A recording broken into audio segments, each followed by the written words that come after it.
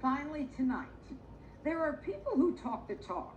Some even make a living doing it.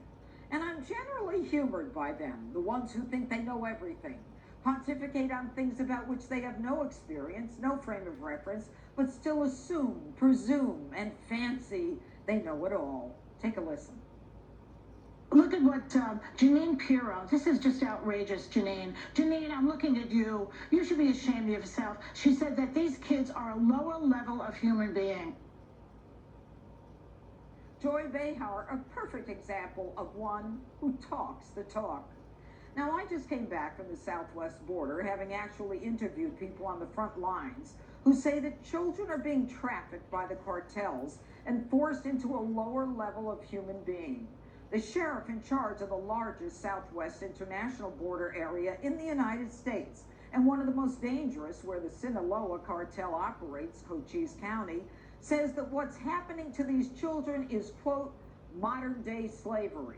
That children ultimately become slaves to the cartel. Consider this. 20% of the children brought here have no known family in the United States. Transnational cartels seize upon them, putting them in harm's way, and use and abuse these young children, physically and sexually, even keeping them under the cartel's thumb once they are in the United States because they have no family here. They are then forced to continue to work for the cartel.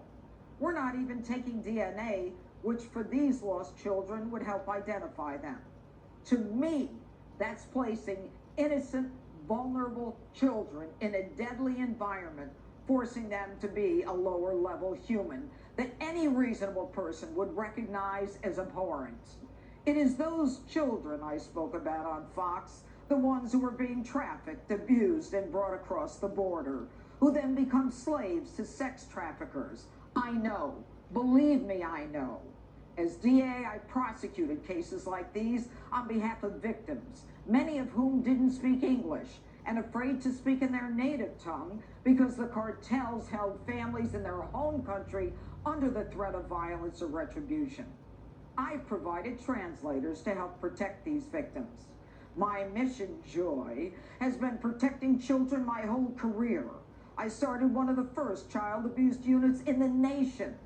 Check your favorite paper, the New York Times, when child abuse was considered a social issue and not a crime.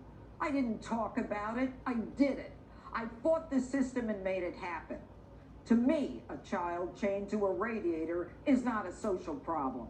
A child too young to identify sexual parts of her body being abused is entitled to more than mediation. She is entitled to justice. I also started one of the first domestic violence units in the nation, fighting to protect battered women and the children forced to live with the violence, some of whom were murdered in that same violent home.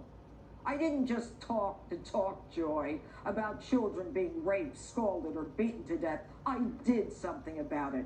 I spent my time in emergency rooms with victims, in hospital rooms with children, and in morgues in heartbreaking silence.